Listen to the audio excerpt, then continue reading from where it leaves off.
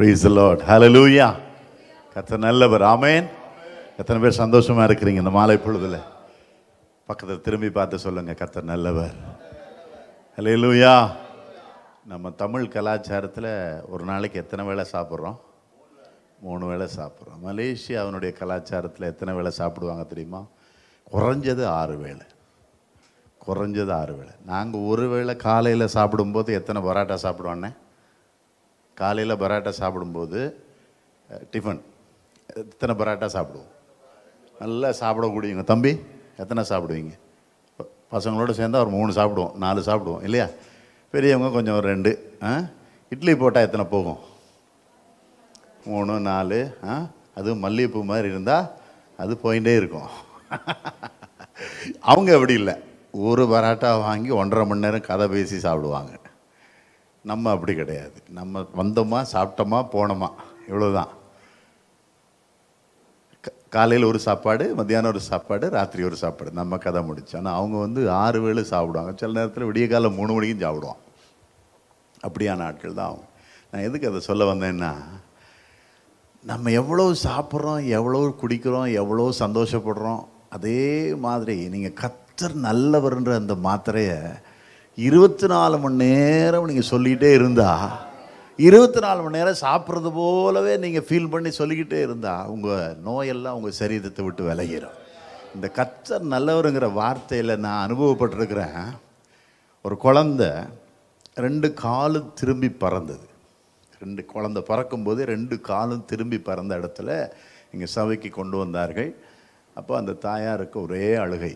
அந்த தாயார் சொன்னாங்க, இந்து தாயார் அவங்க சொன்னாங்க, என் குழந்தைக்கு மட்டும் கால் சரியாச்சுன்னா, அண்ணாள் சொன்ன மாதிரி தான் சொன்னாங்க, ஒரு ஆண் பிள்ளை எனக்கு கொடுத்தால் என்ன செய்ய மாட்டேன், சவரகன் கத்தி படுவதில்லை, பால் மறந்த உடனே ஆலயத்தில் கொண்டாந்து விட்டுருவேன் அப்படின்னு. இந்த அம்மாவும் அதே மாதிரி ஒரு வார்த்தை சொல்லிச்சு.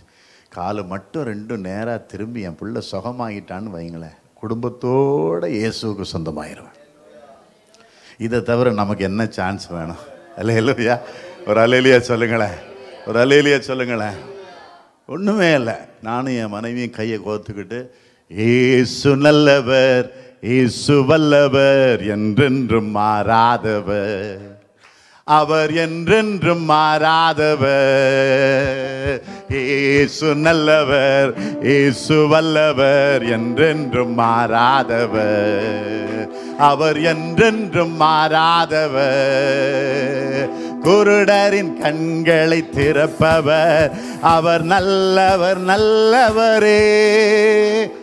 செவிடரின் செவிகளை திறப்பவர், அவர் நல்லவர் நல்லவரே. அவர் நல்லவர், சர்வ வல்லவர், அவர் கிருபை என்றும் உள்ளதே. எல்லாரும் சொல்லுவோமா? அவர் நல்லவர், சர்வ வல்லவர், அவர் கிருபை என்று உள்ளதே. இயேசு நல்லவர், இயேசு வல்லவர், என்றென்று மாறாதவர், அவர் என்றென்று மாறாதவர். 1/2 மணி நேரம் சொன்னோம். 1/2 மணி நேரமாக சபையே கர்த்தர் நல்லவர், கர்த்தர் நல்லவர், கர்த்தர் நல்லவர் சொல்லி கத்தி கூச்சல் போட்டுக்கிட்டே இருக்குது. ஒரே சத்தம் தான், கர்த்தர் நல்லவர், வேற ஒன்றுமே இல்லை. இறங்கி வாங்க, ஏறி போங்க, இந்த கதையெல்லாம் கிடையாது. கர்த்தர் நல்லவர். ஆமென். எத்தனை பேர் நம்புறீங்க? குழந்தை 1/2 மணிக்கூரில் கால் திரும்பினது, நேராய் போனது. அந்த குடும்பமே இயேசுவுக்கு சொந்தம். அந்த அம்மா என்ன பண்ணது தெரியுமா? இப்போ எங்கள் சண்டே கிளாஸ் டிபார்ட்மெண்ட்டுக்கு தலைவராக இருக்குது. அல்லேலூயா, அல்லேலூயா. ஒரு பலத்தை கைத்தட்டு கொடுக்கலாம் ஆண்டவருக்கு. நல்ல நல்ல ஜோரா சொல்லுவோம்ல, ஜோரா கைத்தட்டி நம்முடைய வாழ்க்கையில் இருக்கிற பாடுகள், நம்முடைய வாழ்க்கையில் இருக்கிற வேதனைகள், நம்முடைய வாழ்க்கையில் இருக்கிற தேவைகள், துன்பங்களுக்கு மேலாய் கிரியை செய்யக்கூடிய தேவன் அவர். அப்படிப்பட்ட நல்ல தெய்வத்தை தான் நான் நீங்களும் ஆராதிக்கிறோம். ஆமென். ஹல்லேலூயா, ஹல்லேலூயா.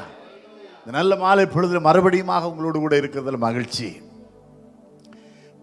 நான் இன்னைக்கு 3 முறை நான் வந்திருக்கிறேன். 3 முறை வந்திருக்கிறேன். இது 4வது முறை. கர்த்தருக்கு மகிமை உண்டாவதாக. ஐயா இருக்கும்போது 2 முறை வந்திருக்கிறேன். அதுக்கப்புறம் 2 முறை வந்திருக்கிறேன் அம்மா இருக்கும். ஸோ இந்த நாளில் கர்த்தருடைய வார்த்தைக்கு நேராக நாம் கடந்து செல்லலாம். வாசிங்க சீக்கிரமாக. மார்க்கு சுவிசேஷம் 2ஆம் அதிகாரம் 1வது வசனம் தொடங்கி வாசிப்போம். மார்க்கு சுவிசேஷம். சில நாட்களுக்கு பின்பு அவர் மறுபடியும் கப்பர்நகூமுக்கு போனார். அவர் வீட்டில் இருக்கிறார் என்று ஜனங்கள் கேள்விப்பட்டு அவர் நிற்க இடம் போதாதபடிக்கு அநேகர் கூடி வந்திருந்தாங்க. சொல்லுங்க, அநேகர் கூடி வந்திருந்தார்கள். அவர்களுக்கு அவர் வசனத்தை போதித்தார். அப்பொழுது 4 பேர் ஒரு திமிர்வாதக்காரனை சுமந்து கொண்டு வந்தார்கள். சேரக்கூடாமல் மேற்கூரையை பிரித்து திறப்பாக்கி திமிர்வாதக்காரன் கிடக்கிற படுக்கையை இயேசுவுக்கு முன்னாலே இறக்கினார்கள். இயேசு அவர்கள் விசுவாசத்தை கண்டு திமிர்வாதக்காரனை நோக்கி, மகனே, உன் பாவங்கள் உனக்கு மன்னிக்கப்பட்டதே என்றார். படிங்க. அங்கே உட்கார்ந்திருந்த வேதபாரகரில் சிலர், இவன் இப்படி தேவதூஷணம் சொல்லுகிறது என்ன? பாவங்களை மன்னிக்கத்தக்கவர் யார் என்று தங்கள் இருதயங்களிலே சிந்தித்துக் கொண்டிருந்தார்கள். வாய்விட்டு பேசவில்லை.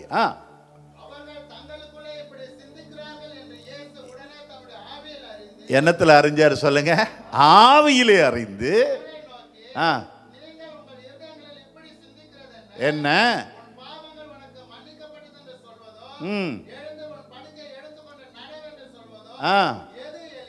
எது எளிது?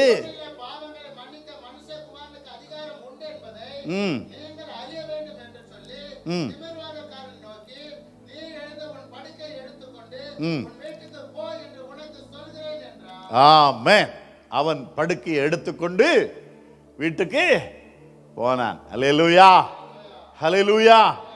முறுமுறுக்கும் கூட்டத்துக்கு நடுவில் தான் நமக்கு ஒரு ஊழியம். ஆமென் சொல்லுங்க. சத்ருவுக்கு முன்னால தான் நமக்கு பந்தி. சத்ரு இல்லைன்னா பந்தியே வேஸ்ட். ஆமென். சங்கீதம் 23 அழகா எல்லாரும் மனப்பாடமா சொல்லிடுவோம்.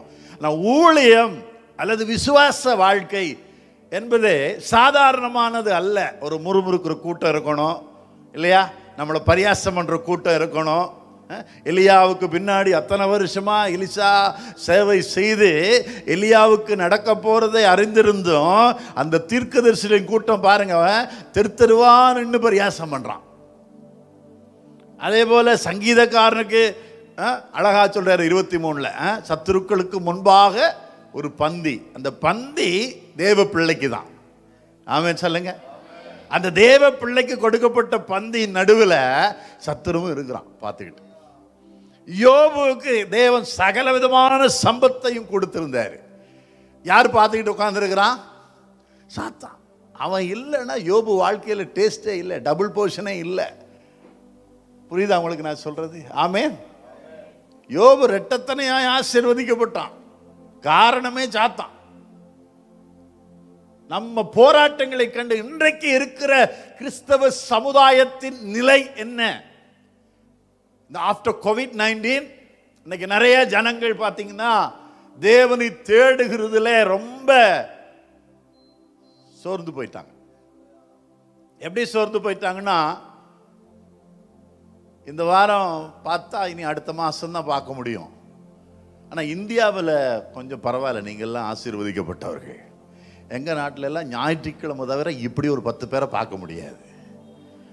கேட்டால் சொல்லுவாங்க பிஸி. கிறிஸ்தவம் பேசுகிற கெட்ட வார்த்தையே பிஸி. ஆனால் பைபிள் சொல்லுது கெட்ட வார்த்தை ஒன்றும் வாயிலிருந்து புறப்பட வேணாடும். நாம் யோசிக்கிறது என்னது? ரட்சிக்கப்பட முன்னாடி கொஞ்சம் கெட்ட வார்த்தை பேசிட்டு தெரிஞ்சோம்ல, அந்த கெட்ட வார்த்தையை தான் நாம் யோசிக்கிறது. ஆனால் நம்ம கிறிஸ்தவர்கள் இப்போ ரொம்ப கெட்ட வார்த்தை பேச ஆரம்பிச்சிட்டாங்க. என்ன சிஸ்டர் போன வாரம் ஆளை காணோம் அப்படின்னு கேட்டால், கொஞ்சம் பிஸி ஆகிட்டேன் பிரதர். பாஸ்டர் கொஞ்சம் ஒரு பிரயாணம் போயிட்டேன், ரொம்ப பிஸி பிரதர். சும்மா வீட்டில் உட்காந்து படுத்து தூங்கிட்டு இருக்கோம். ஞாயிற்றுக்கிழமை இதுக்கு சோதனை வராமல் என்ன செய்யும்?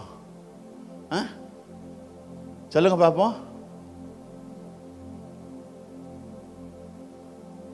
சோதனையை கண்டு ஓடியாருது. பாஸ்டர்மா எனக்காக ஜெபம் பண்ணுங்க, ஃபாஸ்டிங் போட்டு ஜெபம் பண்ணுங்க. உனக்கு எதுக்கு ஃபாஸ்டிங் போட்டு ஜெபம் பண்ணணும்? நீ உருப்படியாக கோயிலுக்கு வந்தாலே எல்லாமே இல்லாமல் போகும். ஆமே, அல்லேலூயா. இப்போ 4 பேரை பற்றி தான் பேச போகிறேன் நான். இந்த 4 பேர் யார், இந்த 4 பேருடைய குணாதிசயம் என்ன, இதை மட்டும் பேசிட்டு முடிச்சிடும். அல்லேலூயா. 2ஆம் அதிகாரம் 2வது வசனத்துக்கு வாங்க. உடனே வாசலுக்கு முன் நிற்க இடம் போதாதபடிக்கு அநேகர் கூடி வந்திருந்தார்கள். இயேசு வசனத்தை போதித்தார். அப்பொழுது 4 பேர் வந்தார்கள். ஆமென். இப்போ ஒரு திமிர்வாதக்காரன் அல்லது செத்து போனவனை தூக்குறதுக்கு 4 பேர் இருந்தா போதும்னு நம்ம பேச்சு வழக்கத்தில் சொல்லுவோம் இல்லையா? இந்த 4 பேர் தாங்க சபைக்கு தேவை. அந்த 4 பேர் நீங்க தான். ஆமென். இந்த 4 பேருடைய கேரக்டர் என்ன தெரியுமா? தூக்கிட்டு போகும்போது ஒருத்தன் சொல்றான், இந்த படி வழியா கீழே இறங்குவோம் அப்படின்னு ஒரு விசுவாசி சொல்லுது. இன்னொன்று சொல்லுது, இது அதில் போனீங்கன்னா அந்த படியில் போனீங்கன்னா இன்னும் கொஞ்சம் சீக்கிரம் போயிடலான்னு சொல்லுது. ஏங்க, ஒரு பிரச்சனையும் இல்லை, இந்த நிலத்தை இடிச்சு இப்படியே கீழே இறக்கிடுவாங்க அப்படின்னுது. உருப்படியாக போய் சேருவானா? திமிர்வாதக்காரன் உருப்படியாக கொண்டு போய் சேர்க்க முடியுமா? சொல்லுங்க பார்ப்போம். அந்த 4 பேருக்குள்ளே இருந்த முதல் நல்ல கேரக்டர் என்னன்னு கேட்டால் ஒன்னஸ். சொல்லுங்க, ஒரு மனம். தேவ சபைகளுக்குள்ள ஒருமனப்பட்ட ஆவி வர வேண்டும். அவர்கள் எல்லோரும் ஒருமனப்பட்டு ஓரிடத்தில் கூடி வந்திருந்தார்கள். அப்பொழுது காற்று அடிக்கிற முழக்கம் போல சடுதியில் ஒரு முழக்கம் உண்டாகி அன்னைக்கு தான் பரிசுத்த ஆவியானவர் வல்லமையே வந்துச்சு. ஆமென். இன்னைக்கு நாம பரிசுத்த ஆவியானவரை கொண்டாடுகிறோம், பரிசுத்த ஆவியிலே நிரம்பி இருக்கிறோம்னு சொல்லுகிறோம். பரிசுத்த ஆவியிலே நிரம்பி என்னென்னமோ பாஷையெல்லாம் பேசுகிறோம். என்ன பாஷமா அது? அந்நிய பாஷை பேசுகிறோம். ஆனால் வீட்டில் அநியாயம் நடக்குது. என்ன நடக்குது? வீட்டில் அநியாயம் நடக்குது, ரோட்டில் அநியாயம் நடக்குது, குடும்பத்தில் அநியாயம் நடக்குது. சபையில் வந்தால் மட்டும் ரொம்ப பரிசுத்தவான்களை போல நான் உங்களை சொல்ல, அப்படி நடக்கிறவர்களை சொல்கிறேன். வீட்டில் தேவையில்லாத வார்த்தைகள் எல்லாம் வரும். இங்கே வந்தால் பரலோகத்தில் 3ஆம் வானத்தில் பவுல் நிற்கிறாரா இல்லையா, நாம நிற்கிற மாதிரி இருக்குது. ஒரு மனம் இல்லாத இடத்துல பரிசுத்த ஆவியான ஒரு கிரியே நடக்காதுங்க. அப்போஸ்தலர் 1:3 இயேசுசாமி உயிரோடு எழும்பி வந்து கூடியிருந்த அந்த சீசர்கள் கூட்டம், அப்போஸ்தலருடைய கூட்டத்துக்கு சொல்றாரு, நீங்கள் என் வாக்குத்தத்தை நிறைவேற எருசலேமை விட்டு போகாமல் காத்திருங்கன்ற. எங்க விட்டு போகக்கூடாதா? எருசலேம்னா எது? நம்ம சபை. சபையை விட்டு போகாத, கூடியிருக்கிற இடத்தை விட்டு போகாத, இங்க காத்திரு. எதற்காக? அடுத்த சரித்திரத்தை படைக்க வேண்டியது நீங்க தான். யோவான் தேவனுக்காய் ஊழியர் செய்து காலம் முடிஞ்சிருச்சு. இயேசு தன்னுடைய பிதாவின் சித்தத்தை நிறைவேற்றி காலம் முடிஞ்சது. இயேசு எப்பொழுது கொண்டு வந்து அப்போஸ்தலருடைய கைகளில் கொடுக்க போகிறார். அதுக்கு அவர் சொல்றார், நீங்கள் எல்லாரும் ஒருமனப்பட்டு இங்கே காத்திருங்கள். இந்த ஒருமனப்படுகிற விஷயம் வந்து ரொம்ப ரொம்ப ரொம்ப ரொம்ப இன்றைக்கு இந்த காலகட்டத்தில் ரொம்ப அதிகமாய் தேவைப்படுகிறது. அவர்கள் எல்லோரும் ஒருமனப்பட்டு 40 நாள் அளவும் தேவனுடைய சத்தத்தை கேட்டார்கள். தேவன் சொல்லுகிறார், பிதாவின் வாக்குத்தத்தம் உங்களில் நிறைவேற நீங்கள் எருசலேமை விட்டு போகாதிருங்கள். அதுதாங்க ஸ்டார்டே சபைக்கு. அன்னைக்கு பெற்றுக்கொண்ட அந்த பரிசுத்த ஆவிதான் இன்னைக்கு வரைக்கும் நம்மை நடத்துகிறது. ஆமென். அன்றைக்கு அப்போஸ்தலர்கள், சீசர்கள், அன்னைக்கு இருந்த ஆதி விசுவாசிகள் பெற்றுக்கொண்டார்கள். அப்படியே கடத்தப்பட்டு நமக்குள்ளே வந்து கொண்டே இருக்கிறது. ஆமென் சொல்லுங்க. அந்த ஒரு ஏன் அன்னைக்கு நடந்த விஷயங்கள் இன்னைக்கு நடக்க மாட்டேங்குது? நடக்குதா? ஒரு கேள்வி நம்மளை பார்த்து கேட்கணும். சும்மா ஏதோ ஒரு பெரிய பிரசங்கத்தை பண்ணிட்டு நீங்களாம் நல்லா இருப்பீங்க, நான் போயிட்டு வர்றேன் அப்படின்னு சொல்றதுக்கு நான் வரல. சரியா? ஏற்கனவே நல்லா தான் இருக்கிறீங்க நீங்க. ஆமாம், நீங்கள் நல்லா இருப்பீங்க. ஆமான்னு சொல்லுங்க. பக்கத்தில் நீங்கள் நல்லா இருப்பீங்க. நீங்கள் ஒருமனப்பட்டிருந்தா நல்லா இருப்பீங்க. இல்லையா? சும்மா எல்லாம் நல்லா இருக்க முடியாது. ஒருமனப்பட்டால் பக்கத்தில் இருக்கிற சகோதரி யாரு, பக்கத்தில் இருக்கிற சகோதரன் யாரு, அந்த குடும்பம் என்ன செய்யுது, இந்த சபையில் என்ன செய்கிறாங்க அப்படிங்கிற ஒரு நல்ல திறந்த மனப்பான்மையோடு, திறந்த மனசோடு நம்ம எல்லாரும் ஒரே குடும்பம். அப்போ சொல்ல 1ஆவது அதிகாரத்தை வாசி பார்த்தீங்கன்னா ரொம்ப அழகாக இருக்கும். அவர்கள் எல்லாரும் ஒருமனப்பட்டு கூடி வந்திருந்தார். இயேசுவின் தாயாகிய மரியாளோடும் அவர் சீசர்களோடும் அந்த ஜனங்கள் 120 பேர் கூடி வந்திருந்தாங்க. அவர்களுக்கு தான் இயேசாமி 40 நாள் வரைக்கும் பேசுகிறார். எது 40 நாள் இந்த கொண்டாட போகிறாங்க நம்ம ஆட்கள் இல்லையா? நேற்று ஆரம்பிச்சிருச்சா? என்ன புதன் அது? சாம்பல் புதன். இன்னைக்கு நான் நேற்று ஆரம்பித்தது. இனி ஏசாமி பெந்தகோஸ்தே பண்டிகை வரைக்கும் என்ன செய்யும்? அந்த நாள் வரைக்கும் ஓடிக்கிட்டே இருக்கும். சில பேர் நான்வெஜ் சாப்பிட மாட்டான், சில பேர் வெள்ளை தான் உடுத்துவான், சில பேர் கருப்பு தான் உடுத்துவான், சில பேர் அப்படி தான் இருப்பான், இப்படி தான் இருப்பான். அதெல்லாம் ஒன்றுமே தேவையில்லைங்க. நல்லா தேவ சமூகத்தில் வந்து தேவன் சொல்லுகிற, தேவ ஊழியக்காரி சொல்லுகிற வார்த்தைகளை கேட்டு, தேவ ஊழியக்காரர்கள் வந்து சொல்லுகிற வார்த்தைகளை கேட்டு ஒரு மனதோடு காத்திருந்தால், ஒரு மனதோடு காத்திருந்தால், சொல்லுங்க, ஒரு மனதோடு காத்திருந்தால் திமிர்வாதக்காரன் எழும்புவான். உங்கள் வீட்டில் இருக்கிற திமிர்வாதங்கள் மாறும், உங்கள் வீட்டில் இருக்கிற பாடுகள் மாறும், உங்கள் வேலையில் இருக்கிற பாடுகள் மாறும். எந்தெந்த காரியங்கள் மாறணும்னு ஆசைப்படுறீங்களோ ஒருமனப்பட்டு எருசலேமில் தங்கிடுங்கள். அல்லேலூயா. ஒருமனப்பட்டு திமிர்வாதக்காரனை தூக்கிட்டு வாங்க. 40 நாள் முடிய அவனை கூட்டிகிட்டு தான் போவீங்க. ஆமென் சொல்லுங்க. முதல்ல தூக்கிட்டு வரீங்க, அப்புறம் கூட்டிகிட்டு போயிடுவீங்க. ஆமென். தூக்கிட்டு வரவனை தூக்கிட்டு போகிறதா சபை இருக்கக்கூடாது. அன்னைக்கு வந்து அப்போஸ்தல நாட்களில் இருந்த சபையெல்லாம் தூக்கிட்டு வந்து கூட்டிகிட்டு போனாங்க. விளங்குதா உங்களுக்கு நான் சொல்கிறது? அந்த வேர்டினுடைய ஸ்டைல் புரியுதா? கூட்டிகிட்டு வருவாங்க, தூக்கிட்டு போவாங்க. இன்னைக்குள்ள காலம், அன்னைக்குள்ள காலம் தூக்கிட்டு வந்துட்டு கூட்டிகிட்டு போவாங்க. ஸோ அன்னைக்கு கர்த்தர் அப்படி கிரியை செய்தார். இன்னைக்கு கர்த்தர், அதே கர்த்தர் தான், அதே ஆவியானவர் தான், அதே அபிஷேகம் தான், அதே அற்புத அடையாளங்களை செய்துக்கிட்டு தான் இருக்கிறாரு. ஏன் சில சபைகளில் நடக்க மாட்டேங்குது? வயசாயிருச்சா? நமக்கு வயசானவங்களை கொண்டு தாங்க அன்னைக்கு நடத்தினாரு. அல்லேலூயா. ஸோ முதல் விஷயம் ஒருமனப்பட்ட ஆவி. ஆமென். ஒருமனப்பட்ட ஆவி. பாருங்க, பவுல் சீலா 2 பேருமே ஜெயிலில் இருக்கிறாங்க. இப்போ எங்க இருக்காங்க? ஜெயிலில் இருக்கிறாங்க. அந்த 2 பேருக்குள்ளேயுமே ஒரு அண்டர்ஸ்டாண்டிங். என்ன அண்டர்ஸ்டாண்டிங்? ஒருமனப்பட்டவன். 2 பேர் சேர்ந்து பாடுவோம், 2 பேர் சேர்ந்து துதிப்போம், 2 பேர் சேர்ந்து ஜெபம் பண்ணுவோம். எதுக்கு ஜெபம் பண்ணணும்? ஊழியம் செஞ்சோ தெருவில் அடித்து உள்ளே கொண்டாந்து போட்டிருக்காங்க, ஜெயிலில் போட்டிருக்காங்க. இனி என்ன, கொஞ்சம் ரெஸ்ட் எடுத்துட்டு யாராவது வந்து நம்மளை ஜாமீனில் எடுத்துகிட்டு போவாங்க அப்படின்னு உட்கார்ந்துருக்கல. அவங்க திட்டமே, அவங்க அவங்க அவங்க சிந்தனை எல்லாம் தேவ திட்டம் என்னில் நிறைவேற வேண்டும். ஆமென். நாம் எத்தனை பேர் நினைக்கிறோம் தேவ திட்டம் எங்களில் நிறைவேறணும்? சில பேர் சபைக்கு வந்தால் சொல்லுவாங்க, சபைக்கு வந்தால் நல்லா இருக்கலாங்க. நல்லா தான் இருக்கலாம். ஆமென் சொல்லுங்கள். நான் ரட்சிக்கப்பட்ட நாளில் ஒரே ஒரு லுங்கி, சரம் சொல்லுவீங்கள்ல, இந்த லுங்கியையும் ஒரு சட்டையும் தவிர என் உடம்புல அடுத்து மாற்றுறதுக்கு துணி கிடையாது. ரட்சிக்கப்பட்ட அன்று துப்பாக்கி முனையில் தான் ரட்சிக்கப்பட்டேன். ஏசு நல்லவர்னு சொல்லி பார்த்தாங்க, கேட்கல. ஏசு உன்னை காப்பாற்றுவார்னு சொல்லி பார்த்தாங்க, கேட்கல. ஏசு உன்னை சந்திப்பார் அப்படின்னு சொன்னாங்க. யுத்த முனையில் கர்த்தர் என்னை சந்தித்தார். யுத்தத்தில் மரணத்துக்கு முன்னால் நிற்கிறேன், எதிரி என்னை கொலை செய்ய போகிறான், வினாடி கணக்கில் பார்த்துட்டு நிற்கிறேன். கர்த்தர் என்னை தேவ தூதனை அனுப்பி தூக்கி கொண்டு போனார். என் வாழ்க்கையில் மறக்க முடியாத அனுபவம். அன்றைக்கி ஒரே ஒரு சரம், ஒரு ஷர்ட், சாப்பிட்றதுக்கு பைசா இல்லை. ஆனால் இயேசுவை ஏற்றுக்கொண்டேன். இயேசுவை ஏற்றுக்கொண்ட ஆண்டு சொன்னேன், ஆண்டவரே, இந்த உலகம் முழுவதுக்கும் உமக்காக தொண்டு செய்ய நான் போவேன். அன்றைக்கி ஒரே சரத்தோடு நின்றவன் இன்னைக்கு போடுறதுக்கு நேரம் இல்லாமல் கபர்டு, 2 கபர்டு எனக்கு தேவைப்படுது. துணிமணி மட்டும். காசு கொடுத்து வாங்குறீங்களா பாஸ்டர்? வாங்கினதே இல்லை. ஒருவன் எனக்கு ஊழியம் செய்தால் பிதாவானவர் கேட்க மாட்டேங்குது. கனம் பண்ணுவாரா? துணியில் மட்டும்தான் கனம் பண்ணுவாரா? பசியாக இருந்தாலும் கனம் பண்ணுவார். நீங்கள் கூப்பிட்டு கொடுக்குறீங்களோ இல்லையோ, யாரை கூப்பிட்டு கொடுப்பாங்க? காகத்தை அனுப்பி கொடுப்பார். காகத்தை அனுப்பி கொடுப்பார். நீங்கள் ஒருமனப்பட்டு பாருங்களேன், ஜெபம் பண்ணுறதில்ல விட்டு கொடுத்து பாருங்களேன். ஏசப்பா, என் வாழ்க்கை உங்களுக்காக. இன்னைக்கு 36 நாடுகளுக்கு நான் போய் வருகிறேன் ஊழியங்களுக்கு.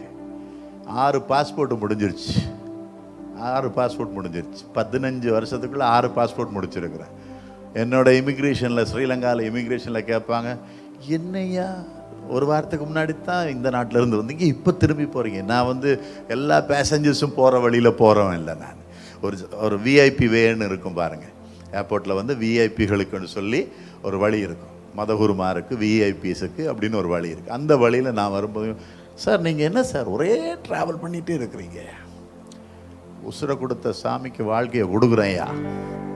இந்த உலகம் முழுவதுக்கு இயேசு சொந்தமாகட்டும். எங்கே வேணாலும், எந்த தெருவில் வேணாலும், எந்த சூழ்நிலையில், எந்த இடத்துலையும் இயேசு தெய்வம் என்பதை சொல்லுவதற்கு தேவ பிள்ளைகளாகிய நானும் நீங்களும் ஒருமனப்பட்டால் இந்த பட்டணம் நமக்கு சொந்தமாகும். ஆமென். அப்போ பவுல் சீலா தங்களுடைய நிலைமையை யோசிக்காம ஒருமனப்பட்டு பாடினார்கள். பூமி அதிர்ந்தது.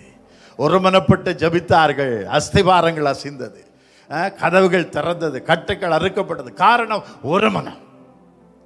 ரெண்டாவது விஷயம் படிங்க சகோதரனே. இந்த 4 பேரும் சேர்ந்து என்ன செய்யறாங்க?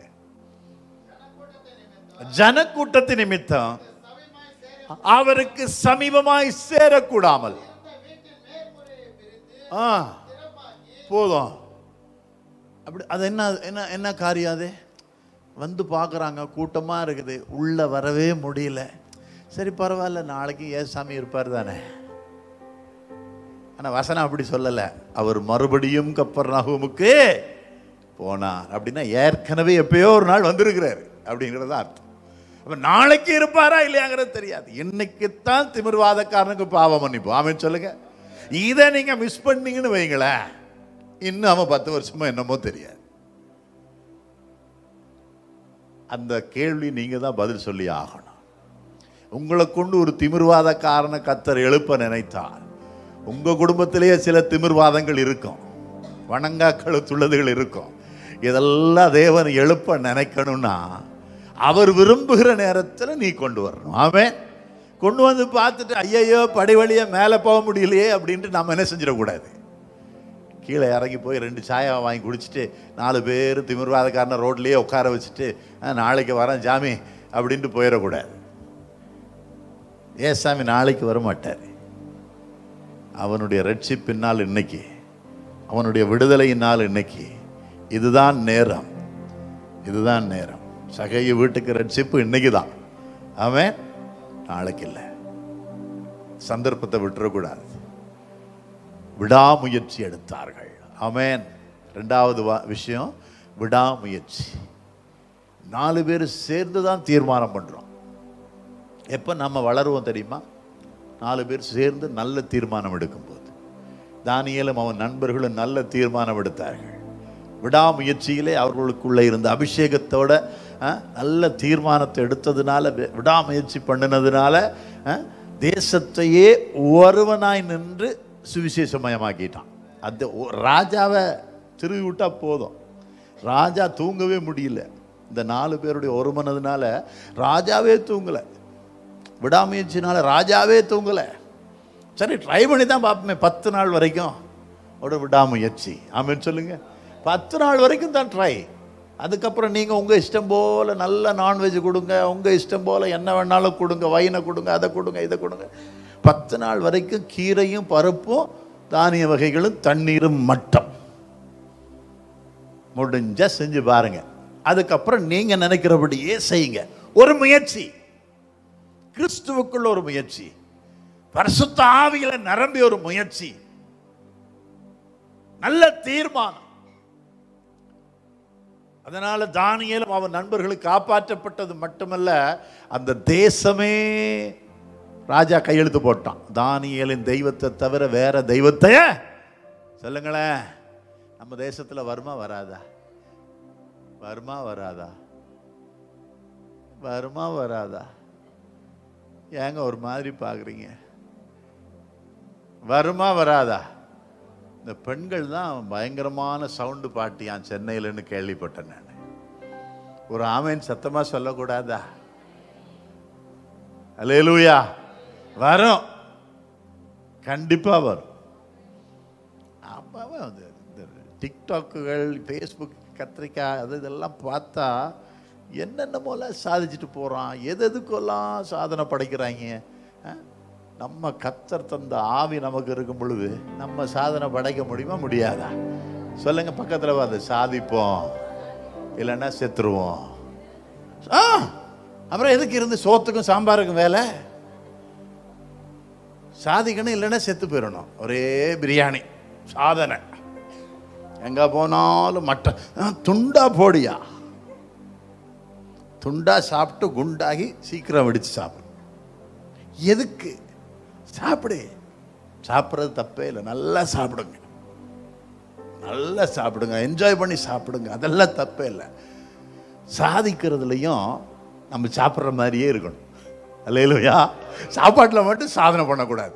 இந்த பராட்டா திங்கிறவங்க மாதிரி சில பேர் போட்டிக்கு, இந்த தீபாவளிக்கு ஏதாவது போட்டி வச்சாங்களா தமிழ்நாட்டில்?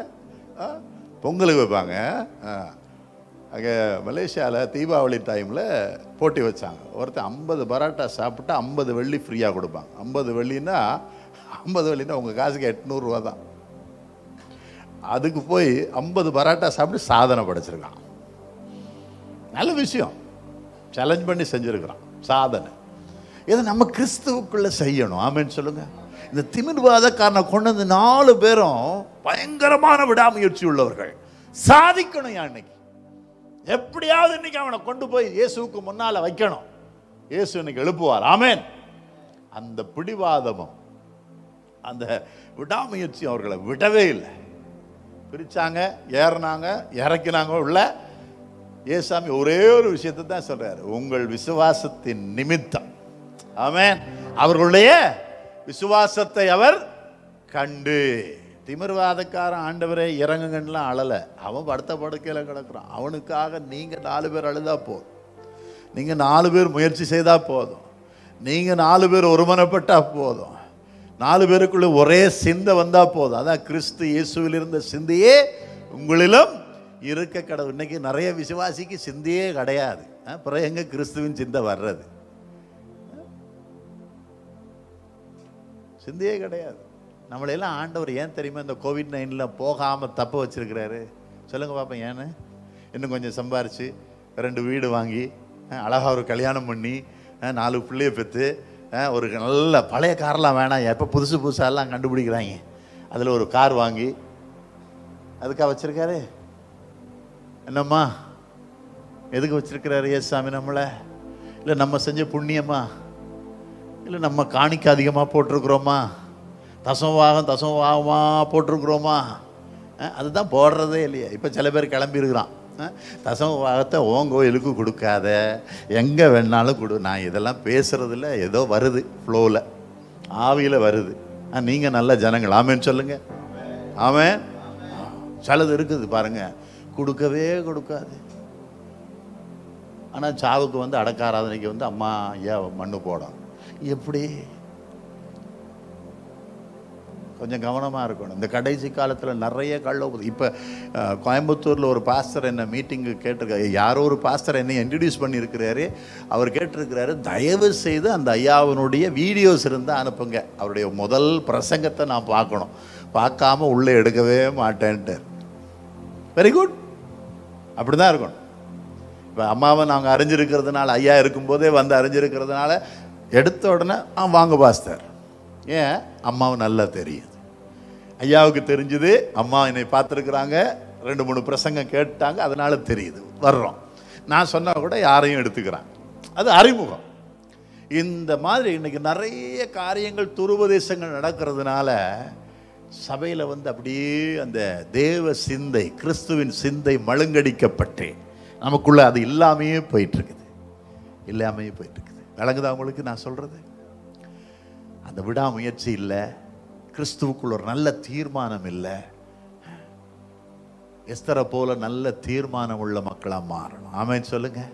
அல்ல, எஸ்தர் வந்து செத்தாலும் சாகிறேன், அது ஒரு சாதனை. அது ஒரு சாதனை தெரியுமா உங்களுக்கு? எஸ்தரின் சாதனை. செத்தாலும் பரவாயில்லையா, எனக்கு இந்த ராஜாமயன்மை கிடைச்சதுக்காக என் ஜனங்களுக்காக நான் செத்தாலும் பரவாயில்ல, நான் போகிறேன் ராஜாக்கிட்ட. சட்டத்தை மீறி போகிறா. சட்டம் என்னங்க செய்ய முடியும்? நம்ம சட்டையை தான் கிழிக்க முடியும், ஆவியை கிழிக்க முடியுமா? ஹலோ, இதே தமிழ்நாட்டில் நான் மரித்து போனேன் என்று சொல்லி என்னை தண்ணீர் ஓடுகிற வாய்க்கால, தெரியுமா ஈரோடு தெரியுமா உங்களுக்கு? ஈரோட்டில் நான் ஊழியம் செய்த காலத்தில் 99ஆம் ஆண்டு 2000ஆம் ஆண்டு காலங்களில் நான் ஊழியம் செய்தேன். அந்த காலத்தில் என்னுடைய நல்ல சகோதரர்கள் என்று தான் சொல்லணும் அவர்களால் தான் இன்னும் நான் பலனாக இருக்கிறேன். ஆமென். அல்லேலூயா. அவன் அடித்து டேஸ்ட் பார்க்கலன்னா நான் இன்றைக்கி எங்கேயா சும்மா அப்படியே சொகுசு வண்டியில் போயிட்டுருப்பேன். அடித்து துவைச்சி நல்லா முடிஞ்சது, தூக்கி போடுறா, வாய்க்காலில் தூக்கி போடுறா. காவேரி ஆற்று வாய்க்காலில் தூக்கி போட்டாங்க. அந்த ஆத்தோரமாக கடந்தேன் ஒரு நாள் பூரா, மழைக்குள்ளே கடந்துருக்கிறேன். என்னை யாரோ ஒருவர் குளிக்க வந்த ஒரு குடும்பம், அந்த ஆற்றுக்கு குளிக்கிறதுக்கு ஆட்கள் வருவாங்க. அவங்க தான் பார்த்துட்டு தூக்கிட்டு போய் ஹாஸ்பிட்டலில் போட்டு, ஓஹோ இதில் உசுர் இருக்குதுயா அப்படின்னு சொல்லி கொண்டு போய் ஹாஸ்பிட்டலில் போட்டாங்க. இன்னைக்கு அதே ஊரில் அதே கிராமத்தில் அழகான ஒரு ஆலயத்தை கட்டி அங்கே நம்முடைய ஸ்தாபனத்திட்ட கொடுத்துட்டு தான் நான் ஸ்ரீலங்காவுக்கு போய் ஊழியம் செய்கிறேன். 7 வருஷம் இந்தியாவில் நான் மிஷனரியாக இருந்திருக்கிறேன், அடி வாங்கியிருக்கிறேன், செத்து போனேன்னு கைவிடப்பட்டிருக்கிறேன். இதெல்லாம் சந்திச்சிருக்கிறோம். சாதிக்கணும்னா சவால்களை சந்திச்சே ஆகணும். ஆமென். திமிர்வாதக்காரனை கொண்டு வந்து நீங்கள் அவனை சுகமாக்கணும். உங்கள் குடும்பங்கள்லேயே நிறைய திமிர்வாதங்கள் இருக்குது, வணங்கா கழுத்துகள் இருக்குது. இதெல்லாம் சுகம் அடையணும்னா உங்களுக்குள்ள ஒரு மனசு வரணும், விடாமுயற்சி வரணும், விசுவாசம் வரணும், அல்லேலூயா, நல்ல சிந்தை வரணும். அம்மாட்டையே வந்து சொல்லக்கூடாது, அதெல்லாம் ஜெபம் பண்ணி திருந்தவே மாட்டேங்குதுமா, அதை விட்டுருங்க, அதை கேடுகிட்டாலும் போடு. நம்ம சென்னை பாஷையில் சொல்லுவேன், சாவுக்ராக்கி அப்படின்னு சொல்லுவோம்ல, சொல்ல மாட்டிங்களா? அதுதானே பார்த்து நான் நினச்சேன் நீங்கள்லாம் மதுரை தமிழாக்கணும். சென்னை தமிழ், சென்னையில் தானே சொல்லுவாங்க அந்த வார்த்தைலாம். வீட்டில் சொல்லிட்டு வந்தியா அப்படின்வாங்க, வீட்டில் சொல்லிட்டா வந்த அப்படின்வாங்க, சாவுக்ராக்கின்னுவாங்க. இப்படி எல்லாம் பல வார்த்தைகள் உண்டு. நாமளும் விசுவாசத்தில் வந்ததுக்கு அப்புறமா அதையே யூஸ் பண்ணிக்கிறது. ஏன்னா பழக்க தோஷம். என்ன தோஷம்? எல்லா தோஷமும் போய் பழக்க தோஷம் இன்னும் விட்டு போக மாட்டேங்குது. அதெல்லாம் விட்டுறணும். இந்த 4 விசுவாசியை போல நானும் நீங்களும் மாறணும். பவுல் சீலாவை போல நீங்களும் நானும் மாறணும்.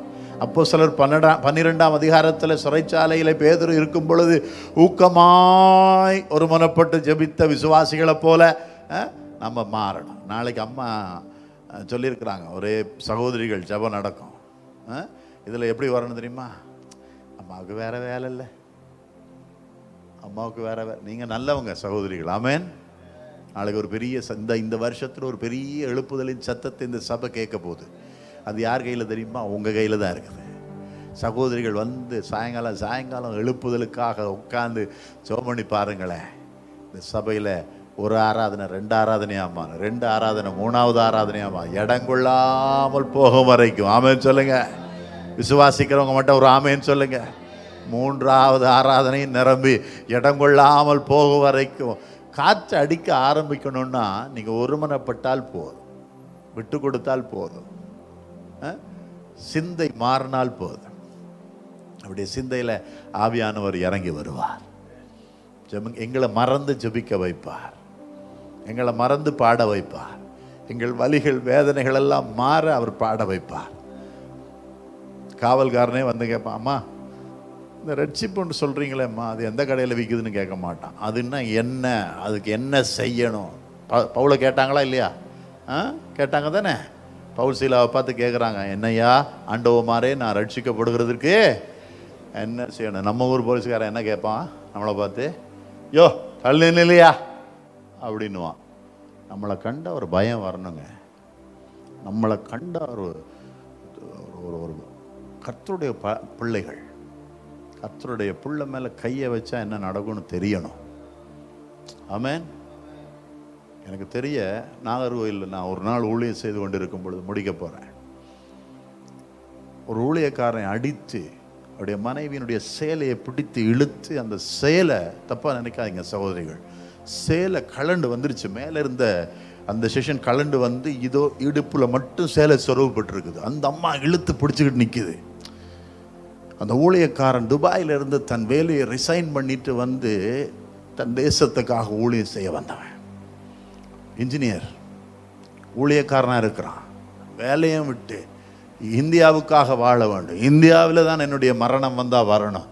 தேசத்துக்காய் நான் ரட்சிக்கப்பட்ட தேசத்தில் ரட்சிக்கப்பட்டவன், என்னுடைய சுகபோகம் வேண்டான்னு சொல்லி எல்லாம் ஒதுக்கிட்டு வந்தா இங்கே இந்த நிலைமை. கொண்டு போய் ஜெயிலில் அவரை வச்சுட்டாங்க. வீட்டில் போய் அந்த பிள்ளைகள் 2 பேரையும் அந்த சகோதரியையும் இழுத்து தரதரன்னு இழுத்து வெளியே போட்டு, ஜாமான்லாம் வெளியே போட்டு, இந்த சபையெல்லாம் இருக்கக்கூடாதுன்னு அடித்து நொறுக்கி சித்திரவதை பண்ணார்கள்.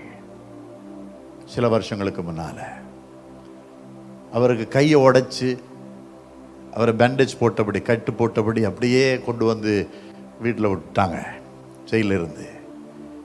அந்த சம்பவம் நடந்த சந்தோஷத்தில் ஒரு குறிப்பிட்ட ஊரில் இருந்து ஒரு முக்கியமான தலைவர் அந்த சந்தோஷத்தில் அந்த ஊருக்கு போகிறார். எனக்கு தெரியாது அந்த சம்பவம். நான் ஒரு முக்கியமான ஊழியம் 3 நாட்கள் அந்த ஊழியத்தை முடித்து உட்கார்ந்து இருக்கிறேன். எனக்கு அந்த செய்தி காதுக்கு வந்தது. எனக்கு பயங்கர கோபம், ஆவியில் பயங்கர கோபம். எனக்கு கர்த்தருடைய ஊழியக்காரன் மேல, சாதாரண விசுவாசி மேலேயே கையை வைக்க விட மாட்டாரியா? சாதாரண உங்க மேலேயே கையை வைக்க விட மாட்டார். ஊழியக்காரன் மேல கையை வச்ச நீ அப்படின்னு எனக்கு ஒரு ஆவியில் ஒரு கோபம் வந்துருச்சு. ஒண்ணுமே வேணும், நான் போய் அடிக்கவா முடியும்? நான் அந்நிய நாட்டுக்காரன், எப்படி அடிக்க முடியும்? எல்லாம் திட்ட முடியுமா? ஏன்னு கேள்வி கேட்க முடியுமா? ஆண்டவரே பார்த்துக்கங்க. வண்டி எங்க இருந்து வருது? கோயம்புத்தூர்ல இருந்து அங்க வருது. சந்தோஷத்துல ஒரு வண்டி வருது. ஒரே நாள் தான். இன்னைக்கு ராத்திரியே வந்த வண்டி ஆக்சிடென்ட் ஆகி இந்த குறிப்பிட்ட தலைவர் அதிலேயே செத்துட்டார்.